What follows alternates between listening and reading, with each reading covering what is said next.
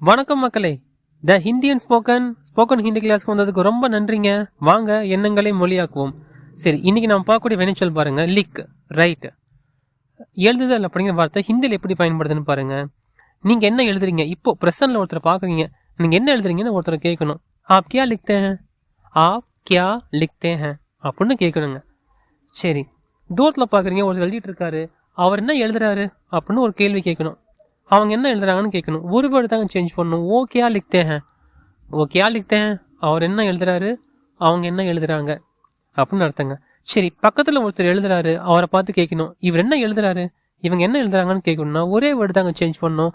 ஏகேயா லிக்தே ஹேன், ஏகேயா லிக்தே ஹேன், இவர் என்ன எழுதுறாரு அப்படின்னு கேட்கணுங்க. சரி, நீ என்ன எழுதுற அப்படின்னு ஒருத்தரை பார்த்து கேட்கணும். நீ என்ன எழுதுற, தும் கியா லிக்தே ஹோ, து கியா லிக்தே ஹோ அப்படின்னு ஹிந்தியில் கேட்பாங்க. ஸோ பேச தாங்க பேச்சு வரும். கம்பல்சரி நீங்கள் பேசணுங்க. இந்த கொஸ்டின்ஸ் யார்ட்டாச்சு கேட்கணும்.